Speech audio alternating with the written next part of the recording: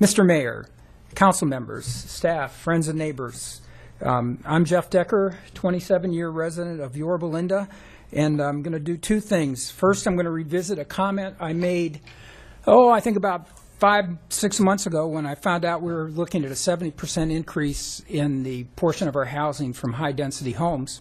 And I asked in this chamber, I said, what's 10,000 times 10,000? Thinking that there'd be 10,000 homes that might be adversely impacted by $10,000, which would be $100 million in lost property value for Yorba Linda residents. Well, it turns out I may have really been wrong in my analysis. So rather than look at Yorba Linda, I'm looking at 92886. And of the 14 high-density projects that are coming in, and I don't think I have them in the right locations, but there they are 10 of them that are out of the 14. So most of them are clustered here, and I'd like to read that black insert. In the last 6 months, Yorba Linda residents learned that the portion of the city housing units that are not single-family residents will go up by 70%, and they're located in 92886. May I please have the next slide? So here's my findings. These are very preliminary. It's just a quick read from Zillow, but they're so large that I'm here to, I'm going to give you 3 recommendations at the end. And if you see in point number 1, it looks like we may have lost $100,000 in per unit value in our homes in 92886, and I'll show you the data to support that. Also, it looks like over that 5-month period, we've taken a $20 hit to our per square foot value of our homes, and I have a slide on that.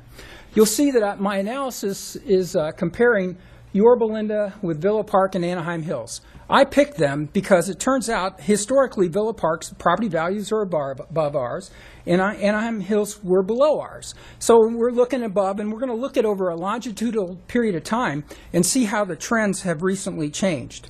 So in total, if we're looking at about 10,000, actually more than 10,000 homes in 92886, and if we say that we've lost maybe 100,000, actually maybe more, you can make a case that could actually be higher when you look at this data. We're talking about not thousands of dollars, we're talking about hundreds of millions of dollars in lost property value. So could we go to the next slide and I'll show you the data. Again, this is from Zillow, and so the top line is Villa Park, the green line is Yorba Linda, and the orange line is Anaheim Hills.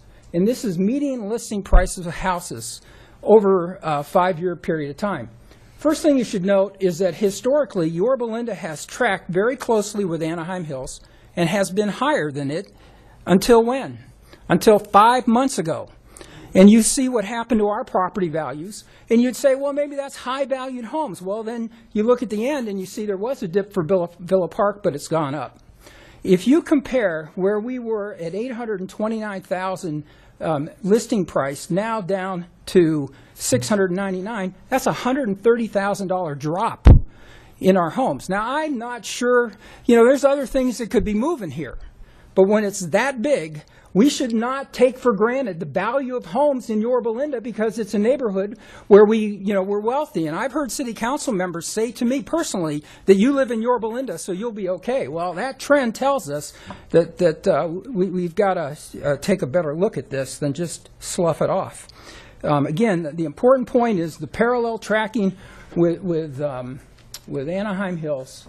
And you can see that from that look, we're at a parity with them now.